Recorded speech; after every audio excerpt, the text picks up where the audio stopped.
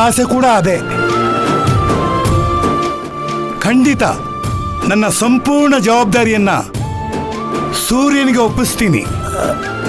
ಆದರೆ ಈಗ ಅವನ ಆರೋಗ್ಯ ಪರಿಸ್ಥಿತಿ ಸರಿ ಇಲ್ಲ. ಅವನು ಸರಿಯಾದ ಮೇಲೆ ಈ ಪಟ್ಟಾಭಿಷೇಕದ ಕಾರ್ಯಕ್ರಮವನ್ನ ಊರ ಹಬ್ಬದ ಥರ ವಿಜೃಂಭಣೆಯಿಂದ ಮಾಡೋಣ. ನಿಮ್ಮ ಮುಂದಿನ ನಾಯಕ ನನ್ನ ಮೊಮ್ಮಗ ಸೂರ್ಯವರ್ಧನ ಅನ್ನೋದ್ರಲ್ಲಿ ಯಾವ ಸಂಶಯನೂ ಇಲ್ಲ.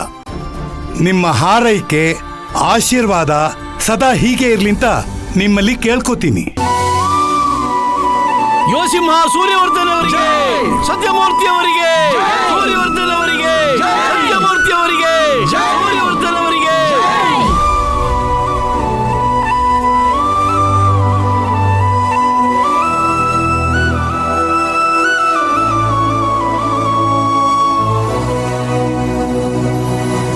ಸತ್ಯಮೂರ್ತಿ ಅವರಿಗೆ, ಯೋಸಿಂಹ ಸೂರ್ಯವರ್ಧನ್ ಅವರಿಗೆ, ಸತ್ಯಮೂರ್ತಿ ಅವರಿಗೆ, ಸೂರ್ಯವರ್ಧನ್ ಅವರಿಗೆ, ಸತ್ಯಮೂರ್ತಿ ಅವರಿಗೆ, ಸೂರ್ಯವರ್ಧನ್ ಅವರಿಗೆ, ಸೂರ್ಯವಂಶದ ಸತ್ಯಮೂರ್ತಿ ಅವರಿಗೆ, ಯೋಸಿಂಹ ಸೂರ್ಯವರ್ಧನ್ ಅವರಿಗೆ.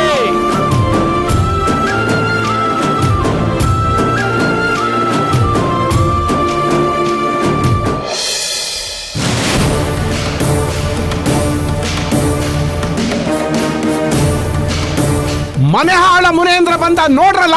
ಥೂ, ನಿನ್ ಜನ್ಮಕ್ಕೆ ಇಡೀ ಊರ್ನೆ ಸ್ಮಶಾನ ಮಾಡಕ್ ಹೊರಟಿಲ್ಲ. ನೀನು ಒಬ್ಬ ಮನುಷ್ಯನ, ಆ ದೇವ್ರು ನಿನ್ಗೆ ಒಳ್ಳೇದ್ ಮಾಡ್ತಾನ. ಥೂ, ಹಾಳಾದವನೆ. ನಿನ್ಗೇನು ಹೇಳೋರು ಕೇಳೋರು ಯಾರು ಇಲ್ವಾ? ನಾಶ ಆಗೋಗ್ಬಿಡ್ತೀಯ.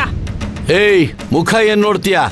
ಓಟ್ ಕೇಳ್ಕೊಂಡು ಮನೆ ಹತ್ರ ಬರ್ತೀಯಲ್ಲ, ಆಗ ಗೊತ್ತಾಗುತ್ತೆ. ಹೋಗಲಿ, ಹೋಗ. ತಲೆ ಎತ್ತೋದಕ್ಕಲ್ಲ, ನಮ್ ಕಾಲ್ ನೆಕ್ಕೋದಕ್ಕೂ ಲಾಯಕ್ಕಿಲ್ಲ. ಹೋಯ್ತಾ ಇರು. ಮುನೇಂದ್ರನ್ಗೆ, ಮುನೇಂದ್ರನ್ಗೆ, ಮುನೇಂದ್ರನ್ಗೆ, ಮುನೇಂದ್ರನ್ಗೆ.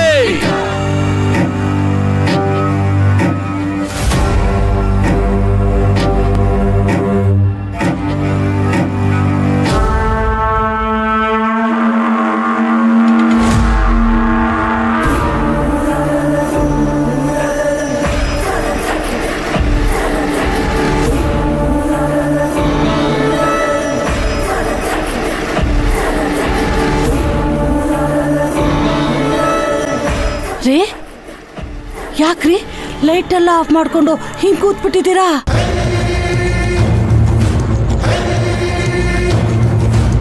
ರೀ, ನೀವು ಆಗ್ಲೇ ಆಡಿದ್ ನೋಡಿ ನಂಗೆ ತುಂಬಾ ಭಯ ಆಗ್ಬಿಟ್ಟಿತ್ತು ಕಣ್ರಿ.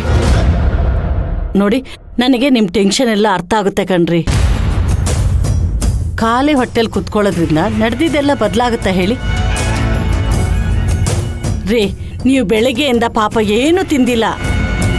ದಯವಿಟ್ಟು ಸ್ವಲ್ಪ ಊಟ ಮಾಡ್ರಿ ಪ್ಲೀಸ್.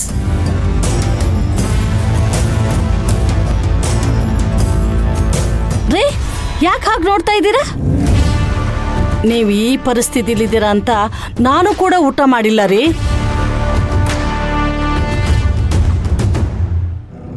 ಏ ಮುನೀಂದ್ರ, ನೀನೊಬ್ಬ ಮನುಷ್ಯನ. ಓಟ್ ಕೇಳ್ಕೊಂಡು ಮನೆ ಹತ್ರ ಬರ್ತೀಯಲ್ಲ, ಆಗ ಗೊತ್ತಾಗುತ್ತೆ. ಹೋಗಲಿ, ಹೋಗ. ಏಯ್, ನೀನೇನ್ ಮನುಷ್ಯನ ರಾಕ್ಷಸನ? ಥೂ, ಹಾಳಾದವನೆ. ನಿನ್ನ ಯೋಗ್ಯತೆಗಷ್ಟು ಬೆಂಕಿ ಹಾಕತ್ತು. ಅಯ್ಯೋ, ನಾನ್ ಕಣ್ರಿ, ನಾನ್ರಿ. ಯಾಕ್ರಿ, ನಾನೇನ್ ಮಾಡ್ದೆ?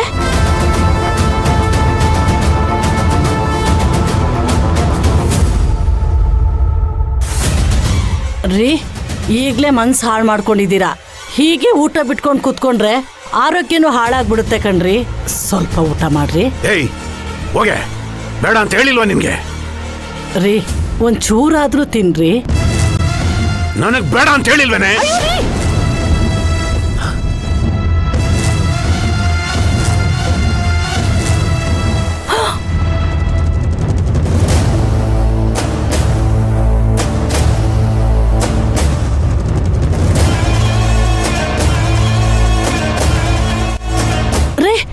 ಯಾಕೆ ತಟ್ಟೆ ಬಿಸಾಕಿದ್ರಿ? ಅನ್ನ ದೇವ್ರ ಕಣ್ರಿ. ಬೇಡ ಅಂತ ಹೇಳಿಲ್ವಾ ನಿನ್ಗೆ? ಅರ್ಥಾಗಲ್ವಾ? ಹಾಗಲ್ಲ ರೀ. ಒಟ್ಟಾಗಿಲ್ಲ.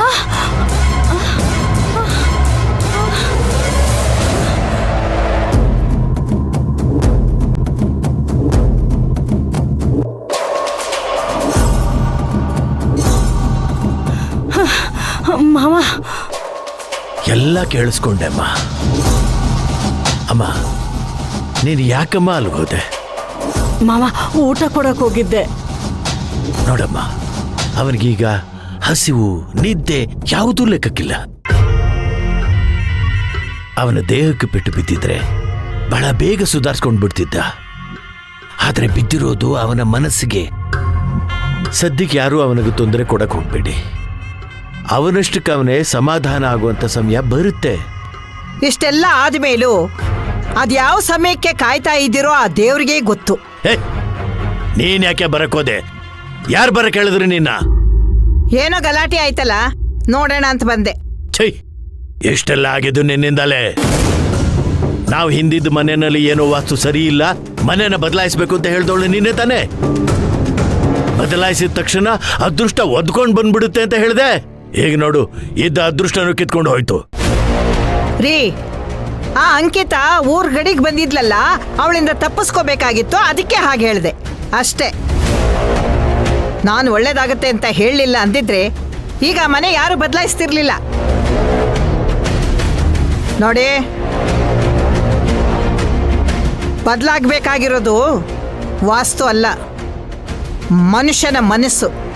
ಸದ್ಯ ನಮ್ಮ ಸೂರ್ಯವಂಶಕ್ಕೆ ನ್ಯಾಯ ಸಿಕ್ತಲ್ಲ, ಅಷ್ಟು ಸಾಕು. ಇನ್ನೊಂದು ಮಾತು ಹೆಚ್ಚಿಗೆ ಆಡಿದ್ರೆ ಹಲ್ಲುದ್ರಿಸ್ಬಿಡ್ತೇನೆ. ಮೊದಲು ಬಿದ್ದೋಗಿರೋ ನಿಮ್ಮ ಪ್ರತಿಷ್ಠೆನ ಎತ್ತಿಡಿರಿ, ಆಮೇಲೆ ನನ್ನ ಹಲ್ಲುದ್ರಿಸೋರಂತೆ.